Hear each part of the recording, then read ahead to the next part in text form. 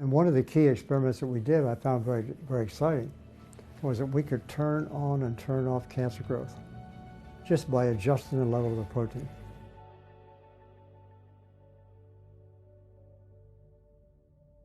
I am T. Colin Campbell. I'm a longtime professor at Cornell University. I wrote with my son, who's a physician, the China study. Why has it taken so long to understand this information? And why do we not know it now? Why is there so much reluctance? Why do we have the medical system we have, which I consider to be flawed? That history says a lot about how we got this story wrong for so long. And secondly, sort of offering some ideas about the way we practice medicine. I really think a lot of good people working in that community, obviously, but they're corrupted by a paradigm that's been hanging over our heads for more than a century.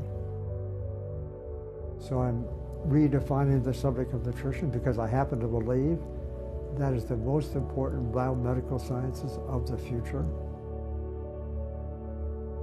I started out my early life on a farm, milking cows.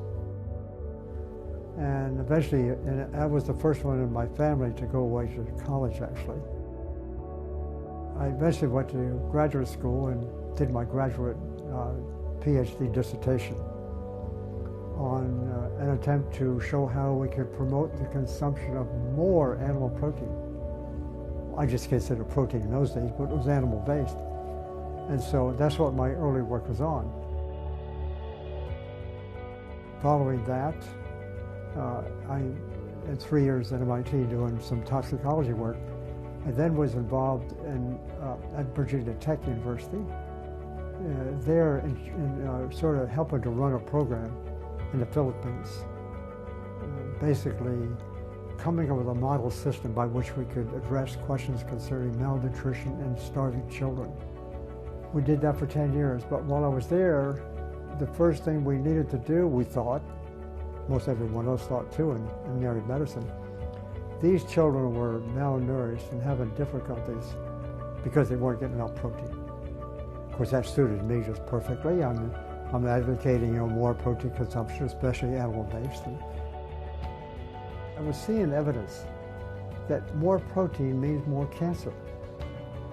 That was pretty shocking. I'm coming from my background on the farm and my training in graduate school and so forth. We were going there to do the opposite, and so I had a conflict. Are we going to promote the consumption of more protein in these children when we have this evidence that it has that kind of effect? So I came back to my university at that time and got some funding from the National Institutes of Health, one particular grant that lasted for the next 27 years, by the way, where I was really interested in looking into that question. Is it really true that protein might increase cancer risk? And one of the key experiments that we did, I found very, very exciting, was that we could turn on and turn off cancer growth just by adjusting the level of the protein.